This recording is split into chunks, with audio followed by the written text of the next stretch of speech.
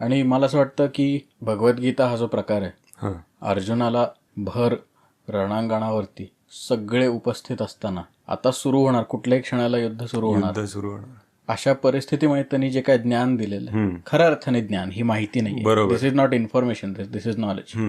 तर हे जे एकतर ॲड्रेनलिन रश जो असणार आहे त्या सगळ्या याच्यावरती, सगळ्या परिस्थितीमध्ये, तिथं हा अर्जुन त्याला म्हणतो की मी तुझ्यासमोर कृपण झालेलो आहे. हे सगळ्या वडिलांच्या, आजोबांच्या, भावांच्या मोहानी मी कृपण झालेलो आहे, माझे हातपाय गळून पडतात, मला घाम फुटलाय, मला काय करू कळत नाही, आणि असं वाटतंय की यांना मारण्यापेक्षा मी मरून जातो. बरोबर, मला हे नको, मला हे सहन नाही होते. आणि या कृपण अवस्थेत मी त्यांनी जे करुणेच्या स्वरात त्याला हाक मारली होती की कार्पण्य दोषोपहत स्वभाव पृच्छामि त्वां धर्मसम्मूढचेतः यच्छ्रेयस्यान्निश्चितं ब्रूहि तन्मे शिष्यस्तेहं शाधिमां त्वां प्रपन्नम.